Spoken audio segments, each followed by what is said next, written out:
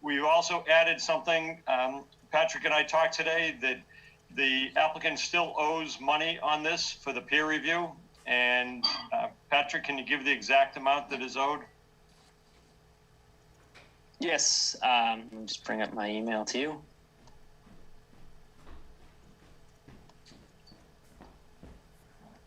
So the exact amount that is owed to Tetra Tech is $4,396. The applicant has had time to pay this. We've gone back and forth, and I don't know why the applicant hasn't paid it.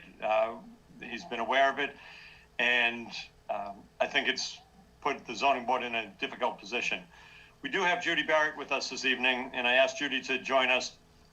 And one of the things is to see how we could put something as far as the wording. And George, is it appropriate that Judy gives us some advice, even though the hearing's closed? Can we she is our technical assistant for the 40B.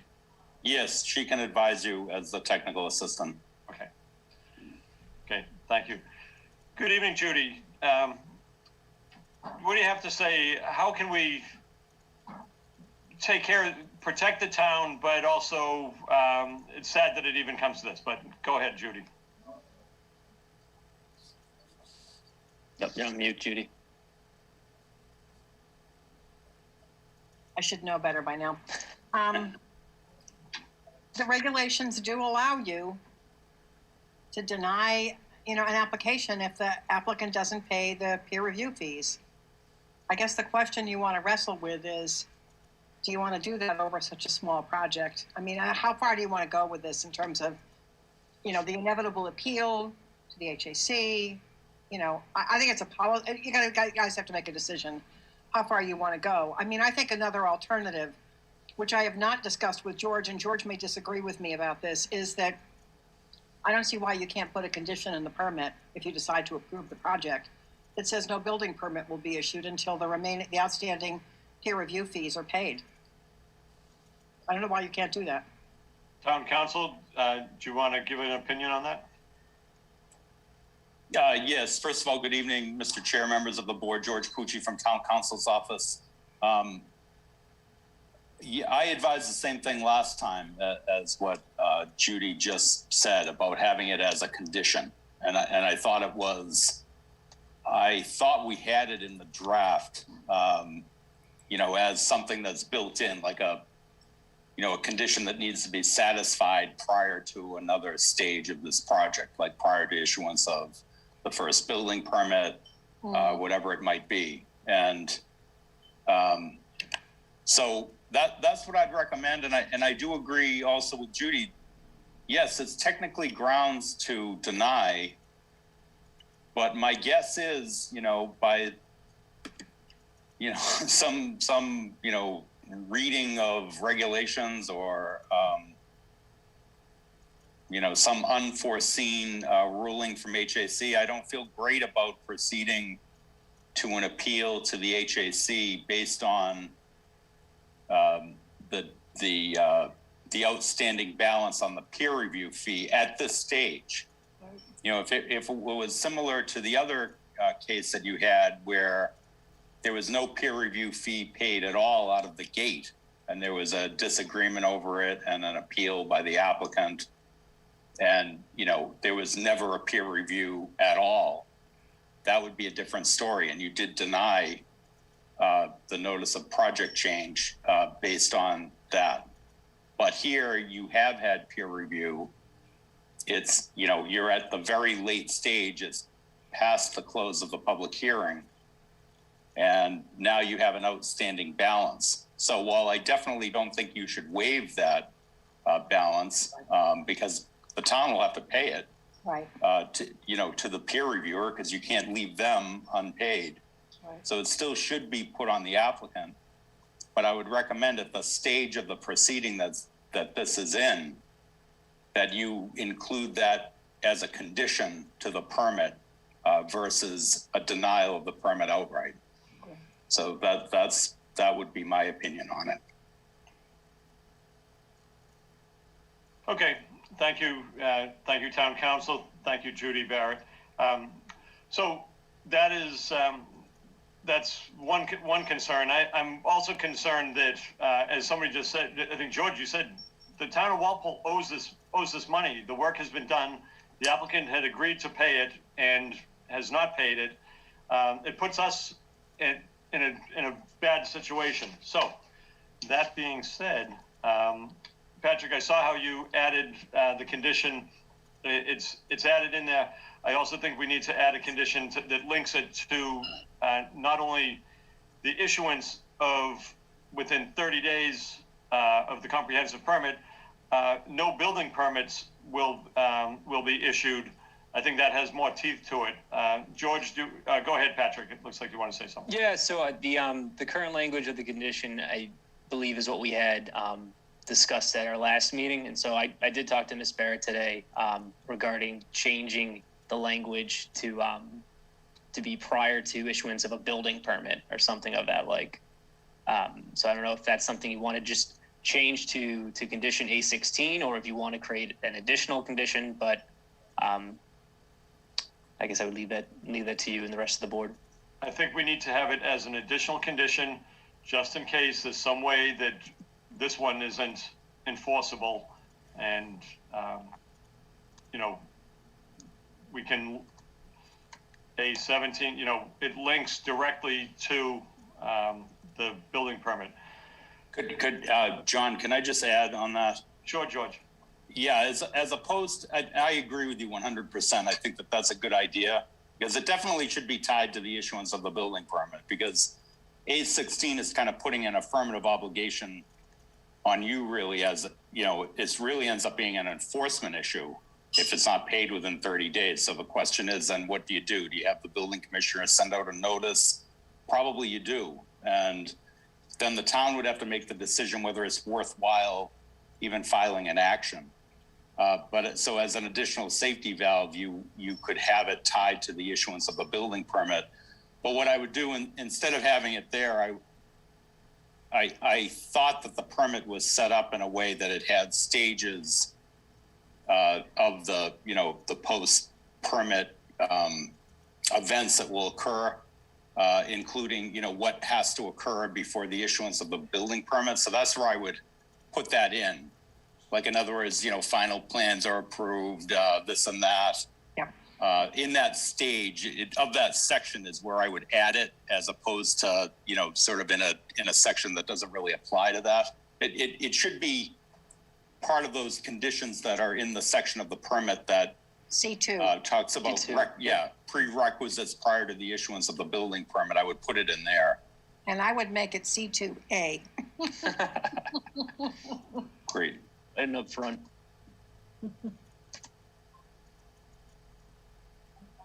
Yeah, that's great. You even have a spot for it. That's excellent.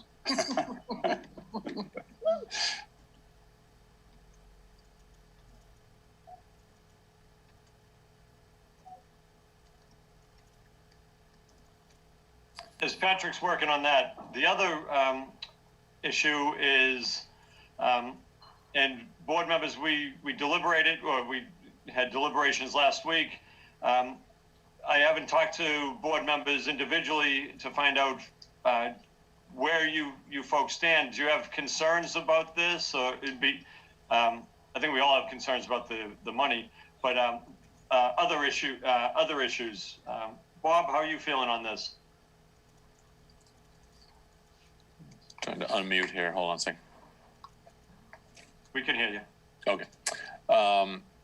So I guess on the money piece, I understand tying it to the building permit. My concern was that, that could be 18 months to 2 years from now before we get that money. And so I thought the thought of tying it to a shorter time frame from the issuance of the comprehensive permit would actually make the town whole in a timely fashion. But I don't really have an objection to tying it to the building permit. It's not a huge amount of money, but it's more of a principle thing with me. It's, if he decides not to go forward with the project for some reason, the town's out the $5,000 or whatever it is, and never pulls a building permit, that's not how it's supposed to work. It's not, hey, if I reach the finish line, then I'll decide if I'll pay, your consulting fees. But so long as it's clear that this is not the policy of the board and going forward, and we're not going to entertain these types of things in the future, at least I would be opposed to entertaining them in the future. But I would just like to add the specific dollar amount so there's no dispute as to how much of the outstanding balance there is. If it's the 4,900, whatever the number was that Patrick said, I think we should specify that. I'll provide that to the condition. Yeah. Thanks. You are keeping that condition in about the 30 days as well. Yes. So, and you could tighten up that language too if you want. You could put in something of, if the payment's not made, the applicant shall be responsible for costs of collection, something like that. I mean, you can make it, I don't see why you wouldn't be able to even make it more onerous if the applicant chooses not to comply with that 30-day deadline. So that the town isn't put in the position of, oh, gee, is it worth filing suit and spending $5,000 to get $5,000? You could put something like that. Applicant shall be responsible for costs of collection, including attorney's fees. Okay. If it's not paid within 30 days, maybe something like that, makes it a little tighter. And then if he doesn't comply with that, then it's still tied to the building permit. I mean, I don't want to, encourage an appeal over this amount of money either, but could we say that, cite the regulation that says failure to pay, is grounds for denial? If he doesn't pay in 30 days, it's denied. Yeah, I'm not thrilled about a retroactive denial, Right. something that does that. But as I said, if you're really concerned about it and you want really to protect both the peer reviewer and the town, and you're putting a 30-day deadline on, in my opinion, you're certainly within your bounds to put more, a penalty provision in if it's not complied with, costs of collection, including attorney's fees. Okay. Yeah, I think that's a great suggestion. I would be in favor of that. And with regard to the rest of it, I mean, just in terms of, I think this is another difficult case in that, it's a very tight site. It's not that big of a project in the sense that there's only 8 units, and we're getting 2 affordable units out of it. But my major concerns had to do with the drainage. I think we made a lot of progress on that throughout the course of the hearing. The peer reviewer was ultimately satisfied that the modifications to the drainage basin and the related drainage features were adequate. And, I am concerned about the fire department's comments about having to pull into oncoming traffic in order to make that right-hand turn.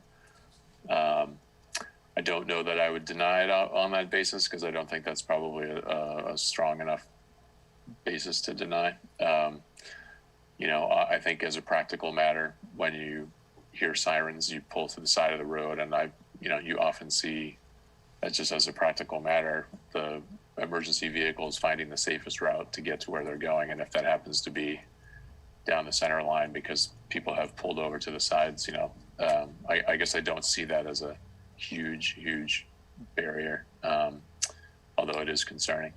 And then I guess the other piece of it that is challenging, but I don't think fatal to the project, is just the narrowness of the right of way. 20 feet. It's certainly the bare minimum. And again, 40B having the kind of overarching ability to sort of stuff projects in where they may or may not be completely appropriate. I guess I'm leaning in favor of voting in favor of granting this decision as it's drafted, and so as we've conditioned it and talked about it here. Okay, Bob, thank you for your input. Suzanne, your thoughts, concerns, where are you on this? I am not happy with Judy and George. This person has not paid. This person has had plenty of time to pay. This person already did this to us. It's a pattern now. We only have a few outs here as a board, as a town.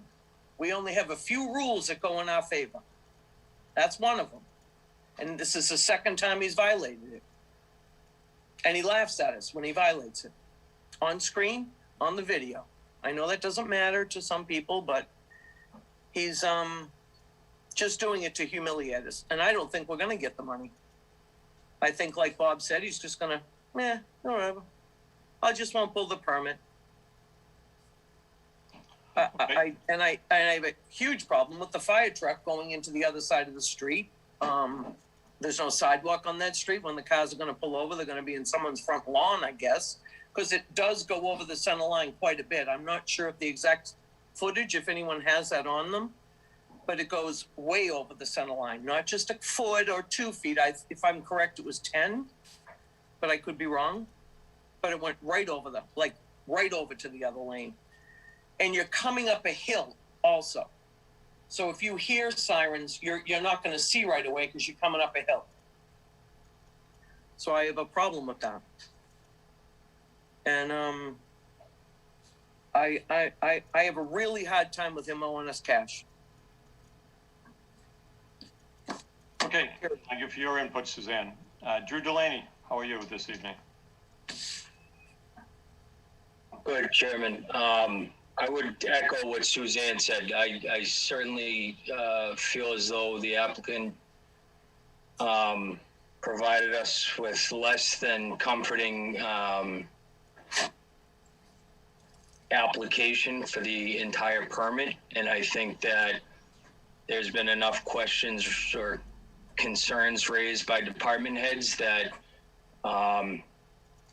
I'm not really all that comfortable with the project. I think it's a lot to fit into there, and it's not really conforming. I don't think the watershed in the area does anything to benefit the neighborhood. And ultimately, it's not the proper procedure of a 40B application to not pay an application fee or a peer review. And I'm not in favor of the project. Okay, thank you, Drew. Jane Coffey, good evening. Good evening. Well, I have to say categorically at the beginning, I'm not in favor of this project either. I think the issue of the money is pretty disgusting, to tell you the truth. It's kind of humiliating. But aside from that, maybe each individual thing issue may not in and of itself have a appeal upheld, but here's the way I look at it. First of all, it's a safety. That is a narrow road, and never mind taking a wide turn, trying to get off the main driveway. Going up that street, there are bound to be people parked on the road, and that's an issue for me. You take a holiday, you're going to find people on both sides, and if fire happens, well, it's going to be a big issue. Secondly, I think it's much too dense, a little bit more than 1 acre. And I'm not anti inclusion of having this 40B, I'm really not. But really and truly, to squeeze all these people into 1 acre. I mean, I have 3/4 of an acre in my house, and I can't imagine a little more with eight residences. Thirdly, I think this business of no open spaces, the idea that, well, I don't need open spaces here because the schools are down the street and they got plenty of open area for people to run around on. So all in all, I'm just not in favor of it. Okay, thank you. Thank you for your input, Jane. Mike Yanovich, good evening. I see you're joining us. Did you want to, the hearing's closed, did you want to add something procedurally or anything for us this evening? Mr. Chairman, thank you. I don't have much to add. Just that, the board needs to think about the ramifications of an out-and-out denial and what that means for an applicant if they're successful at the HAC or further than that.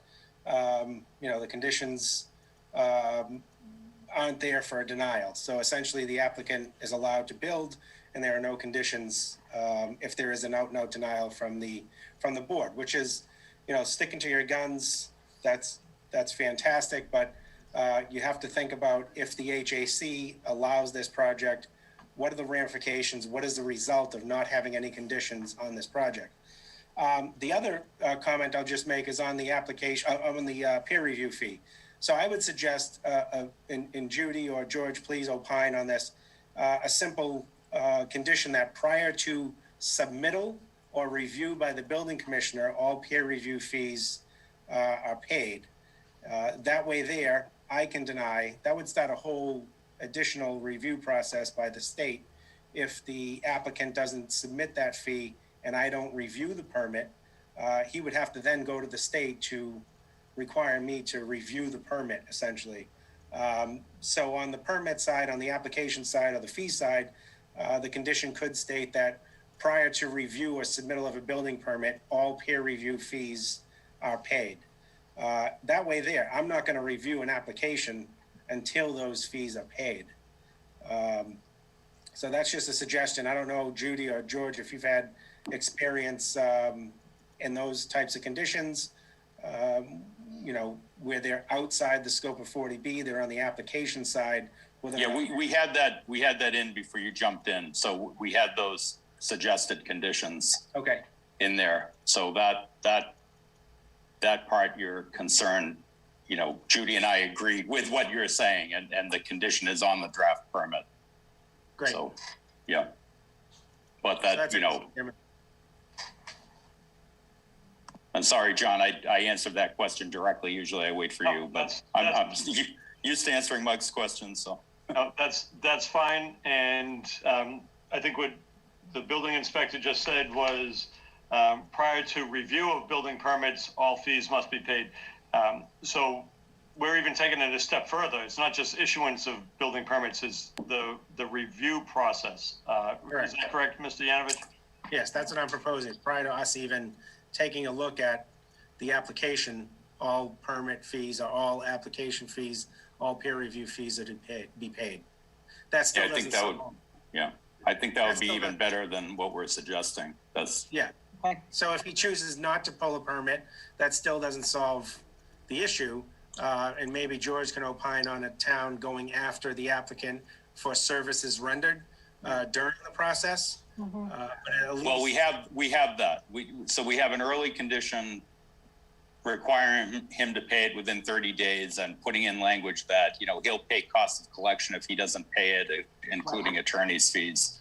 And then I would recommend, and then Judy and I both recommended having another condition in the building permit phase.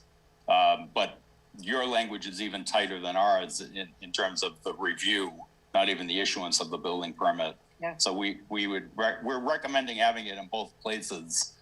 But that, you know, that's not, that peer review fee issue is not addressing everything that the board is raising, you know, tonight. And I have to say, John, I hope it's okay for me to just kind of piggyback on what Mike is saying. And I'll only say this once because I respect this board enormously. As you know, we've worked together a lot in the last couple of years, and I don't mean to. I don't want to intrude on your right on how you act on an application, but I would make two recommendations. Is number one, even though Suzanne, you're not happy with this advice, I would recommend against denying a permit based on the balance on the peer review, again, at this stage of the permit, which is different than the other permit that you denied where there was no peer review allowed at all to go forward. That's my first piece of advice. And then the other piece of advice, and if you have further questions on it, I'll answer them. But I do want to be clear, if you have a denial, it totally changes the burden of proof on a appeal to HAC. So in the event of a denial, the applicant can go to HAC and no longer has to prove that any condition renders his project uneconomic, including the denial of the project uneconomic. It shifts the burden of proof onto the board entirely to prove that your denial is consistent with local needs and it outweighs the regional need for housing. And I'm just going to tell you, without getting into litigation strategy or anything like that, Right. That is an extremely difficult burden for a board to overcome at the HAC. And the consequence of that is you end up that the HAC is in effect your local permitting authority, because they won't order a remand to let you rehear it or add conditions or anything like that. They will issue the permit and they will order you to issue that permit. Their ruling is subject to further appeal to the Superior Court, but there's a deferential standard applied in the Superior Court to a state administrative board's administrative decision. So I just want you to be cognizant of that fact, that that's a very difficult forum and a very difficult burden of proof for the board to prevail on in the event of a denial versus an approval with conditions. So that's just, my general guidance on that. And then I'll just leave it to you however you want to vote it. Okay. Thank you, George, for your input on that. I think one of the things that we've got 3 board members that have identified concerns talking about the safety, and that one might be hard to overcome on this. And I understand that the burden of proof changes, as you said, if it goes to the Housing Appeals Committee, but it's pretty clear that there's safety issues on this, and I agree with you. The first point you made was against denial of the permit based on the outstanding peer reviews. I wouldn't go for just that, but there are other issues that are going on here, and I think we've got 3 board members that have identified concerns about those. Actually, everybody that spoke identified those. Bob didn't think it would be enough to stop the project for him, but he clearly identified that. So safety is a concern for everybody on this. That being said, go ahead, Suzanne. Through you to George. George, why do they have the rule that the applicant should pay anything then if we just get screwed? Why do they even have the rule if they don't have to follow it? Mute. Muted, George. They do have to follow, Suzanne. They do have to follow it. Yeah. Yeah. I mean. But it affects our decision. It really, again, it's the procedural posture by which this is presented, is that you're at the end of the process, the public hearing is closed, there's an outstanding balance for whatever reason. Whether the applicant knowingly neglected to pay it or whatever reason it is, but it's an outstanding balance at this late stage versus denying you any ability to have peer review, go forward in accordance with the peer reviewer that you selected. So there's been quite a bit of peer review input. The applicant did respond to the peer reviewer's comments. You attempted to condition things in your permit, to address peer review concerns and matching up the plans and all of that stuff. So it's not a great basis to deny something and end up at an appeal at the HAC. It's very unpredictable how that ruling would go. So I'm just saying, would be my recommendation against denying it based on that unpaid balance at this stage. And the fact that it is a pattern means nothing to anybody but me. No, Suzanne, these are different entities. They're different LLCs. I wouldn't go down that. I wouldn't go down that road.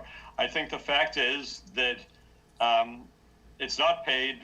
That might be, an issue, but he could show up tomorrow with a check and it gets resolved. He hasn't, but I think the bigger issue that everybody has identified is the safety issues, and it has to do with the safety. Other people talked about the density of the site, all these things. So that's where, it sounds like that's where the board's at. But Suzanne, I think town council has said a denial based on the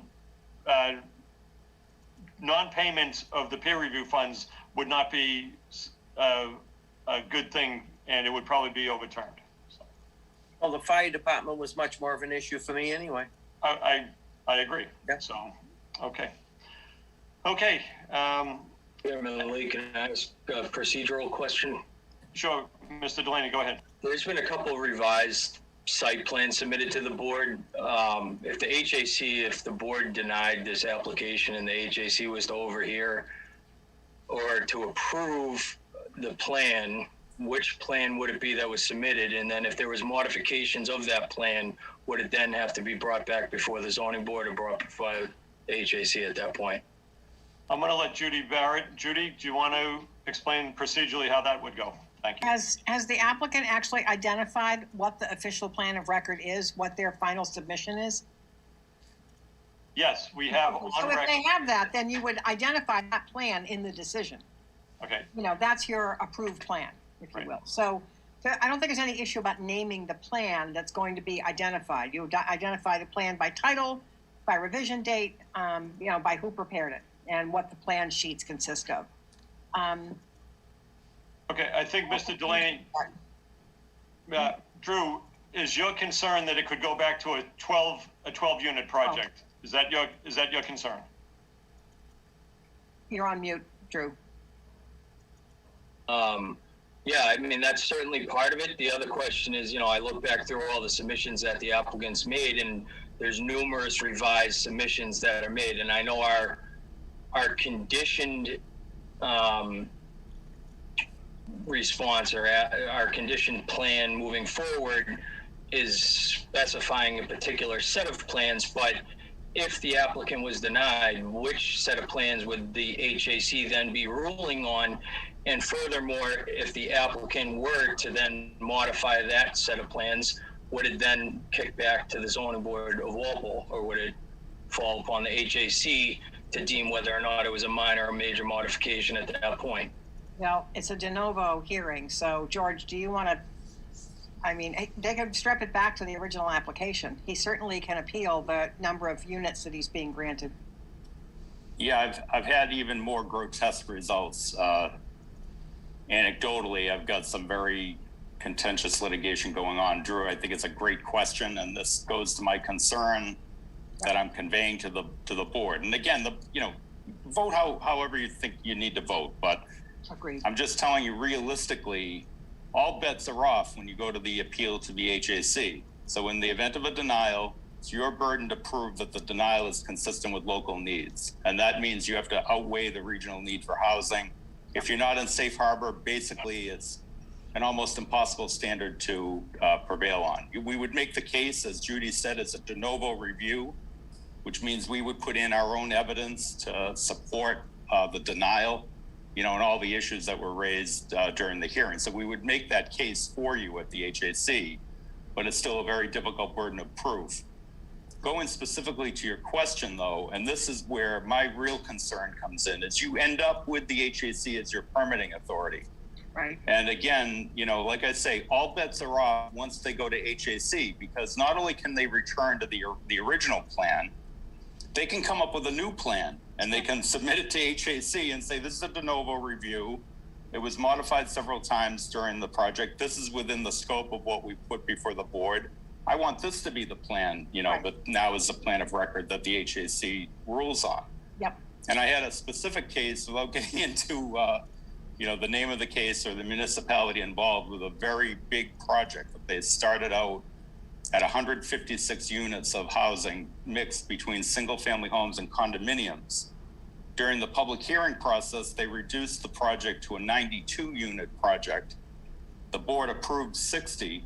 Oh, I know They that went- case. They went to HAC. Well, we'll keep it, without naming names. Right. They went to HAC, and guess what they did? Not only did they return to the 156 unit project, but they came up with a new plan for an all condominium 156 unit project with a new plan and a new architect that was never part of the underlying hearing. The HAC presiding officer, over our objection, found it to be a modification within the scope of his authority at the HAC, and that HAC appeal proceeding is proceeding. It went through the adjudicatory appeal hearing. It's had testimony filed, and we're waiting on a ruling. Yep. We see it as an appealable issue, but that's little comfort, if you're not interested in engaging in that type of protracted type of litigation process. So the answer to your question is all bets are off. They can come up with a new plan if they want to. We could make the argument that it's not within the scope. It's a substantial modification that needs to go back before the board. But the HAC presiding officer is free to, rule against that objection and go ahead with the hearing on that revised plan. That's right. So you're not in the place you want to be if you want to try to exert some type of local control over this project and condition it accordingly. You will end up with a remand order, and again, they're subject to appeal. I'm not saying that they're not. They're not the U.S. Supreme Court. They're subject to appeal to the Superior Court if you're not happy with their ruling. But you'll end up with them as the permitting authority, ordering you to issue a permit with whatever plan that they want to come up with at the adjudicatory hearing at that stage. So hopefully, that answers your question. And again, I don't want to overdo it about, talking against your discretionary authority as the permit granting authority. I just want you to be realistic about, what happens at the HAC in the event of a denial. Okay, thank you, George. And as we know, the Housing Appeals Committee is a committee. It is not a court, and they do have, authority in this. But there is always an appeal to, as you said, Superior Court on something like this, if on their decision. So, Mr. Chairman, could I add something here? Go ahead, Jane. At some time earlier this spring, and I can't remember under which subject it came, but there was a lawyer that came and was, whether it was on this committee or whether I saw it on television, I'm not sure. There was a lawyer who said that his town had appealed the housing authority's decision to override whatever particular town was, and they actually won the appeal. I talk about a huge area here, and I have to tell you honestly, I feel that not only our town but many towns, we're held under the threat of what might happen. Now, if this was an area that was, say, 200 housing units, we go to 300, and we wanted to go down to 175. That's big business. We're talking one area, and I don't know about the others, but I'm willing to take a chance on it because I think this is disgusting. People, if I lived at the end of that street, and it was a fire at something, on a holiday to boot, it would be an absolute disaster. I mean, it's unconscionable. And if the housing authority wants to override it, well, you know what? Then it's on their conscience, not mine, because I feel very strongly about this. I really do. And there are whole other factors. It's not even this one factor. The idea that they practically hot top the whole area there. I mean, not all of it, but the applicant thinks, so I don't need any green areas here. Let them run over to the schools and do it. There's just so many things one right on top of another that I'm willing to take a chance on it. Just wanted to add. Okay, thank you, Jane. And okay, so we have the board members. Do you have anything else? Anybody else want to say anything? Because I think we're getting to the point where we're going to need to vote on this. And go ahead, Bob. Thanks. I agree with a lot of what everybody has said, and I really have a lot of respect for everybody on this board because we've been in the trenches on these projects together, and it's they're not fun, to put it lightly. My concern is just that this is a loser on appeal for us, and it's virtually as much as a legal certainty to me, in my mind, that we would lose this appeal, and we would then be at the whim of the Housing Appeals Committee, and their authority is broad. Appealing from that to court, while it's certainly an available option, is perhaps even less successful route. They'll be granted a great deal of deference in their decision making, and in order to succeed on an appeal, either to the committee or to the court, we need to have a lot of basis in the record to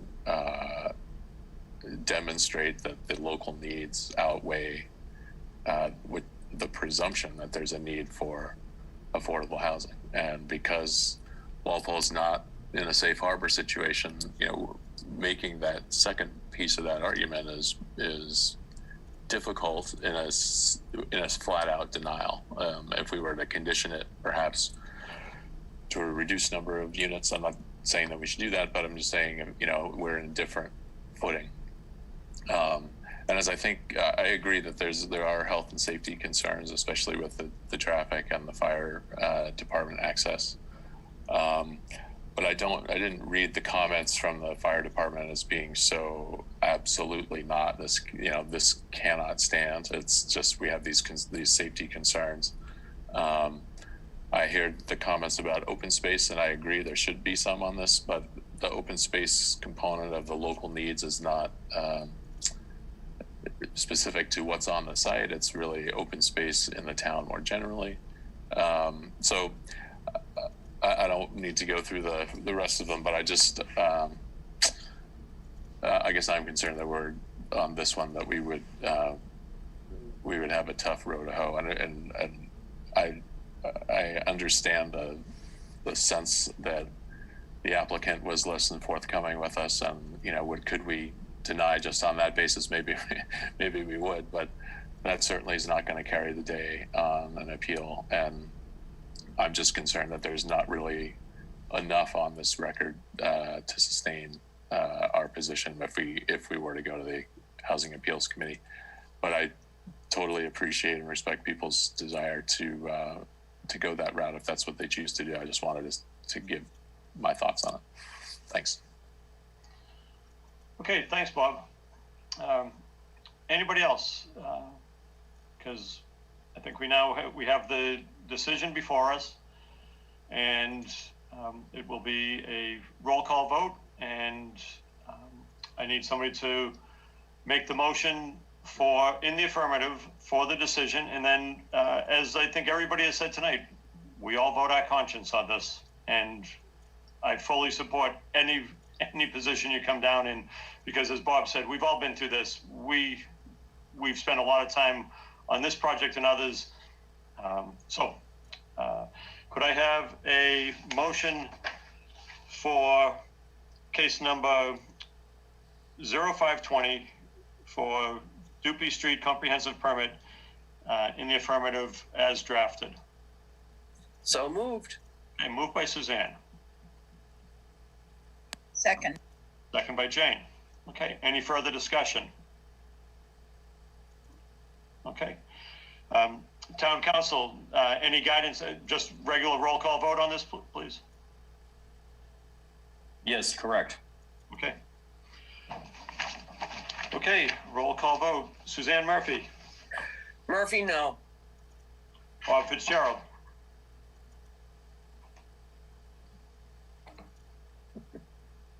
Aye. Jane Coffey. No. Drew Delaney. No. And I'm John Lee. No. Okay, it doesn't pass. So now what we're going to do is we're going to have to draft a decision for a denial, pretty much using all the information that we have before us, and we'll have that drafted. Town Council, how long? We need a quick turnaround on this between Patrick and Town Council. What's your thoughts on how to proceed with this? Yes. So I had mentioned that last time when it's at the end of the deliberations last time, you may recall, the discussion started to go this way, and I expressed concern that in the event you went ahead and denied the project, that it would be preferable to have, a decision describing the grounds for denial. And the only draft you had before you was an approval with conditions. So as long as you're within the 40 days, I would just recommend if you can squeeze in a meeting to vote a draft denial decision within that 40-day period, that'd be good. And then you could file that with the town clerk after that. So I lost track of when your 40 days expired or expires. I hope Pat has that. Patrick has that. Patrick, when's the 40 days expire? That would be June 14th. Okay.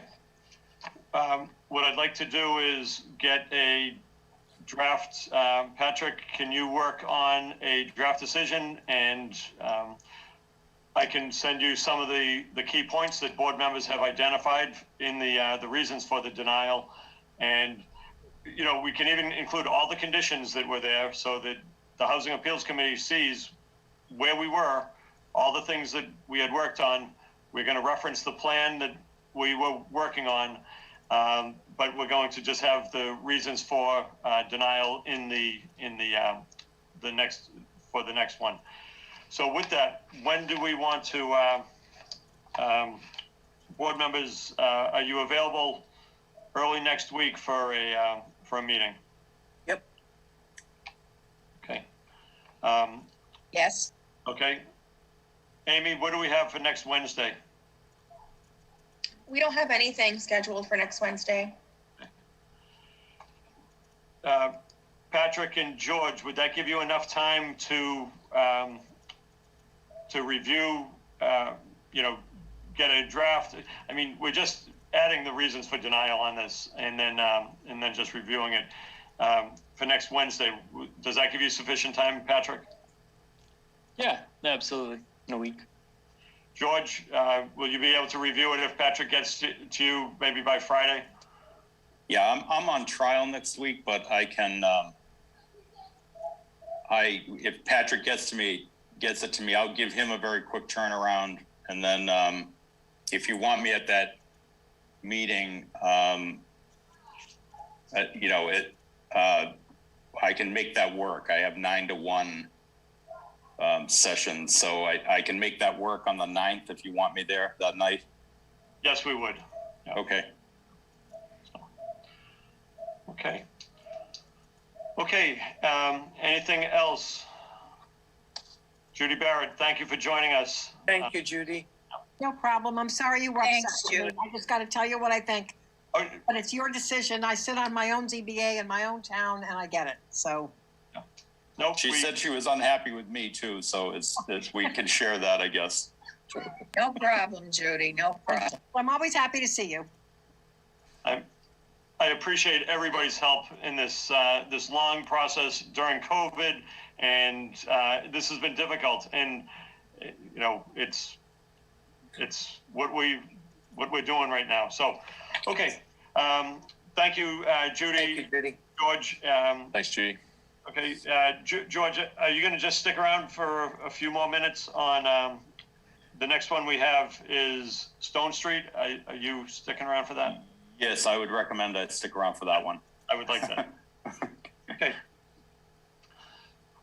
Okay, so let me open up case number 2025, Robert Truax on behalf of Walsh Brothers Building Company, 300 Stone Street, remand from Land Court relating to the decision of the Zoning Board of Appeals, which was filed with the clerk January 4th of this year for a special permit under Section 11 of the zoning bylaws to allow construction of a single-family dwelling in an area designated as floodplain district in zoning district RB. So at our last meeting, there was a question about peer review for this.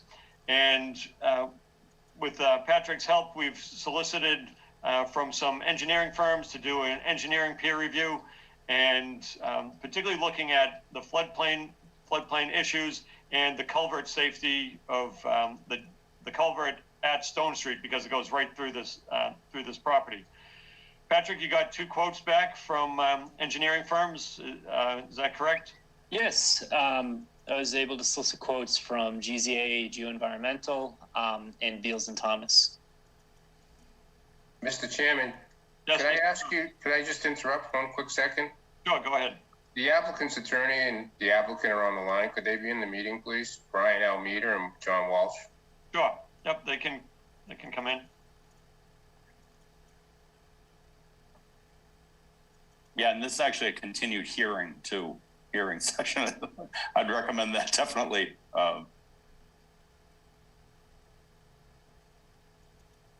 Okay, good evening, Mr. Almeida. Good evening, Mr. Walsh.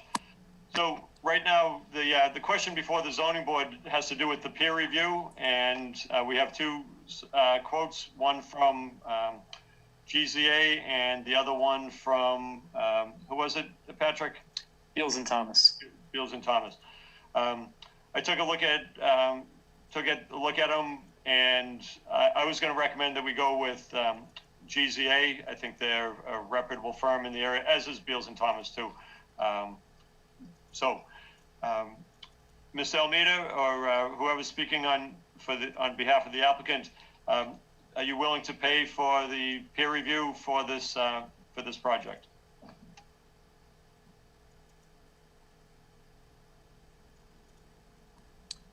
Mr. Chairman, do we have an amount for the estimate of the work to be performed? Absolutely, and it was Patrick. What's the exact amount for the GZA one? GZA was for $3,000.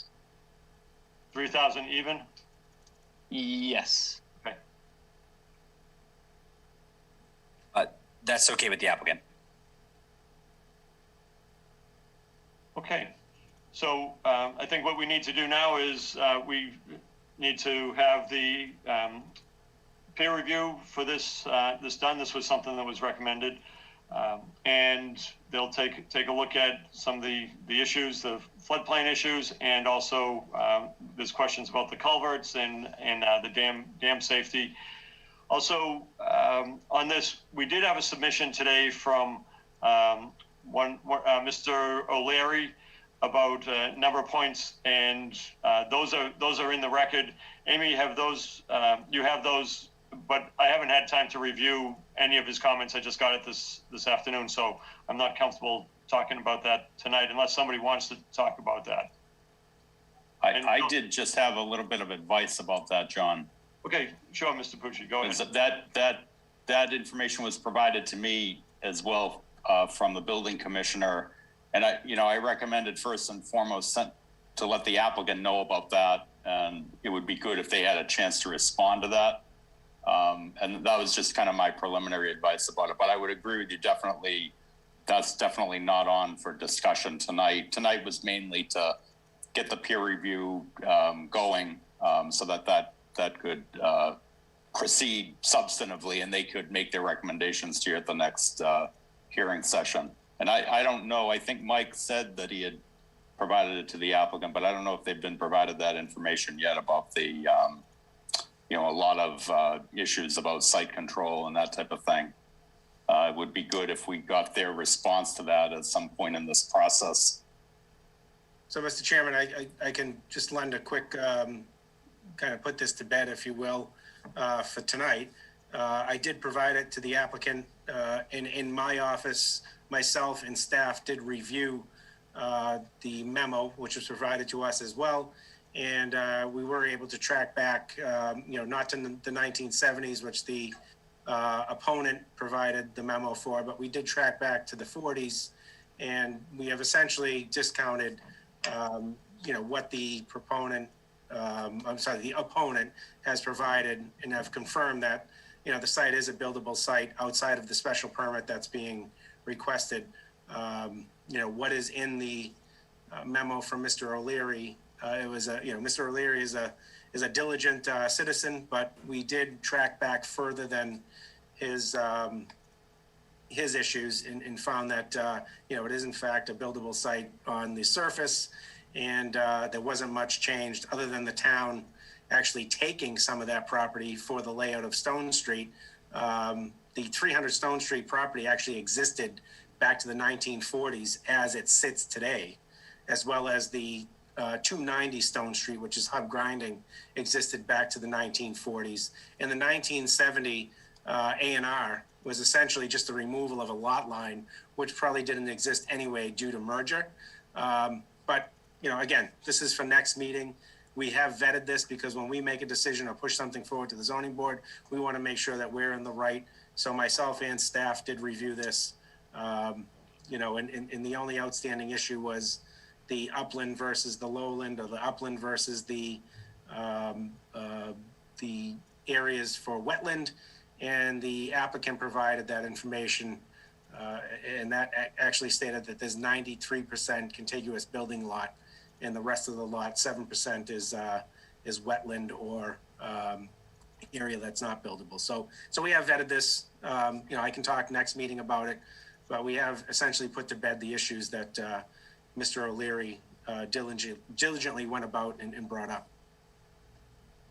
Okay, thank you. And I also did see your memo from today, where you outlined, basically 5 points responding back to Mr. O'Leary's letter. So thank you on that.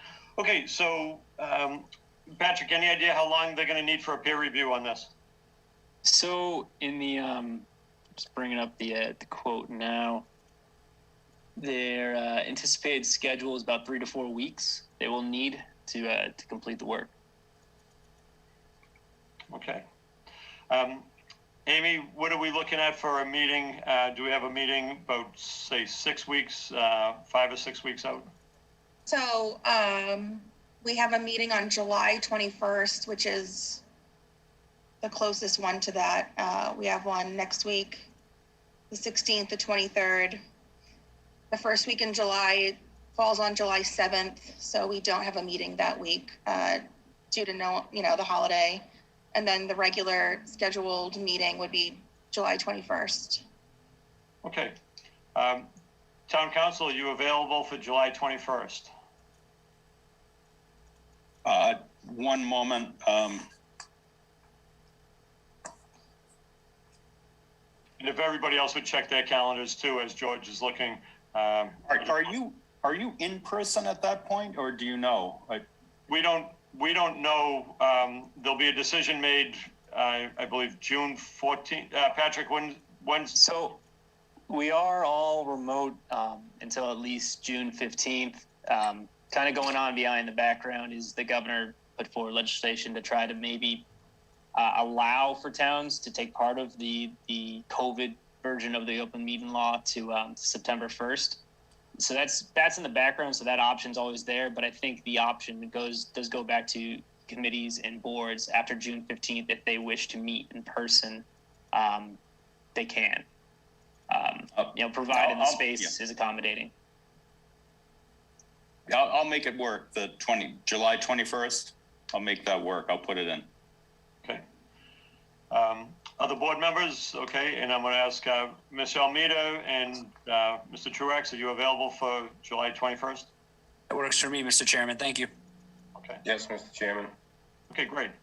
And I don't think we need any we're still within the time frame of this because it is a new hearing that was just opened last time. So, okay, so this will be continued until July 21st at 7 o'clock. The only thing, you just need a vote. on GZA. Okay, yes, so, Please. Yep, I make a motion for GZA okay. to be the peer review on this project. Okay, could I have a second, please? Second. Second by Jane. Any further discussion? Okay, roll call vote. Suzanne Murphy. Murphy, aye. Bob Fitzgerald. Aye. Drew Delaney. Aye. Jane Coffey. Aye. And John Lee, aye. Okay. You just need Chair. a vote. You need a vote on that continuance as well, because this is a hearing. Go ahead, Patrick. I just want to let you know. So the meeting in person, I think we're still waiting for some clarity. I just got an email now on that. I know that was from that other email, so don't want to jump the gun too fast on that. Yeah, we'll see. I'm going to just say we're continued until the 21st at 7 p.m. To be determined whether it's by Zoom. It'll be nice to see you guys in person, but I also like the comforts of home here. So we'll see how that goes. Okay, and now what we need to do is vote. Could I have a motion to continue case number 2025 300 Stone Street until the 21st of July? 7 p.m. So moved. 7 p.m. Thank you, Suzanne. Second. Second by Jane. Okay, roll call vote. Suzanne Murphy. Murphy, aye. Bob Fitzgerald. Aye. Drew Delaney. Aye. Jane Coffey. Aye. and aye. Okay. Thank you, everybody, and we'll see what the peer review has for us on July 21st. Thanks. Next thing, we have some other business, and we have two cases, two things that were brought to our attention. One is for a continuance for a special permit that we granted for the property at Leo's Pizzeria. Property will come down, apartment buildings would be built, and that's one. So a continuance for that case, and also Walpole Water and Sewer Department request to modify condition 3 from a permit from 1989 and then also in 1993 had to do with hours of operations. I don't see that these are controversial, but they do need to have actual hearings for these, just in case they are controversial, if there's some issues that people have. John, are you done with me tonight? Yes, George, thank you. Oh, good night. Bye, George. Thank you very much. Thank Good you. night. Thanks very much. Good night. Okay, I see we have Syed with us this evening. Good evening, Syed. How are you? Good, Mr. Chairman. How are you? Long time no see. Nice to see you all. So, would one of the things for a it's not, we can't just do this tonight. But do any board members see any complications with this? But it does have to be a public hearing for a continuance. Do any board members see any right now? Any concerns? Okay. Okay. So Amy, what we'll need to do is Syed, you'll just have to, apply, get on the agenda, pay the fee for a new hearing, and but I think it should be straightforward. You never know; somebody might have an issue with it, but that's where we're at. Okay. No Can we worries. pick a date and I'll time? coordinate with Amy. sorry.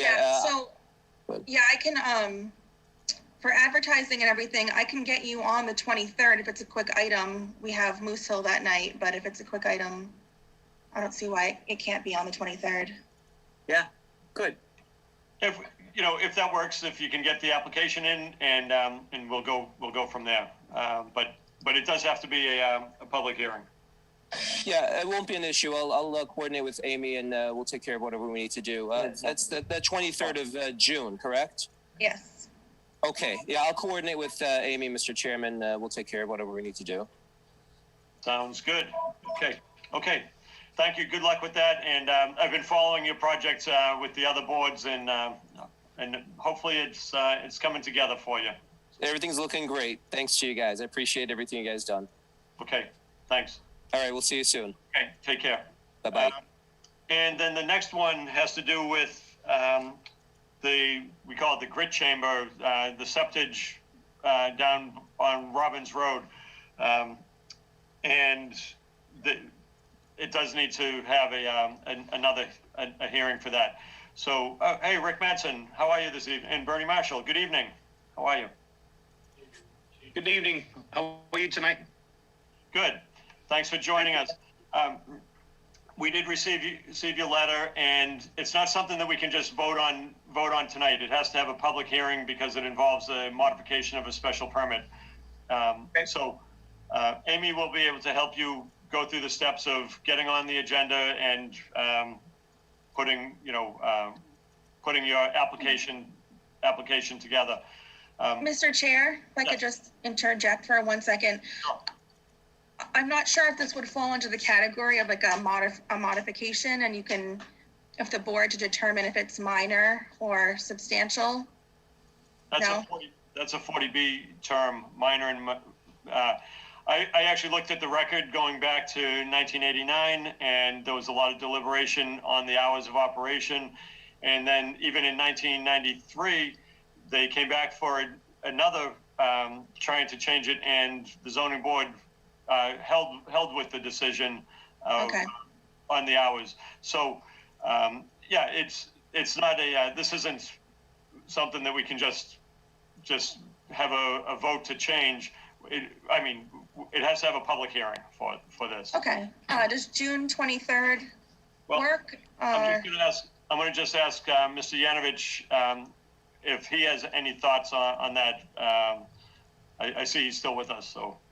Mr. Yanovich, any thoughts on that? No, Mr. Chairman, I met with Bernie, and he had, asked me about the process for changing the hours, and I referred him to Amy and the board. So I'll leave it up to the board to decide and opine on the change of hours. Okay, thank you. So, I just have, in full disclosure, I live on Robbins Road. I'm not in a butter to this facility on the other end of the road. But I just wanted to disclose that. I don't think I have any sort of conflict of interest or anything, but I want the applicant to be aware of that. And if they have a problem with me sitting on this, I'd be happy to recuse myself. Thank you. okay, thanks, Bob. Yeah, it was a good historic reading to see what had gone into these the hearings back in 1989 and 1993. So, okay. Mr. Marshall and Mr. Mattson, if you would just work with Amy, get your application in, and we'll get you on the agenda as soon as possible. And like the other hearing for the extension for the special permit, I saw your letters from the school department saying that they didn't have a concern about it, and unless something changes between now and then, and it always can, I see this as probably pretty straightforward. So. Thank you, Mr. Chairman. Okay. Do you have anything to add on that? Anybody? Okay. So no vote needed on that, and good. Okay, thank you. So now we're at the point in the meeting. We're going to go into executive session. I see that we have Amy Questle from Town Council with us at this point. So what we're going to do is we're going to go into executive session, and we are not going to be coming back to this meeting. We're going to close out this part of the meeting, and then we will adjourn from executive session. And I do have one question on that, Town Council. Is that, do we have to come back to the regular scheduled meeting, or can we? You do not. Okay. So you are going to make a motion to go into executive session for the reason that is listed on the agenda, and then you are going to state that you will not come back to open session, just like you said already. Okay, thank you. And Patrick, before we all go into executive session, did everybody get a link on this, a separate link?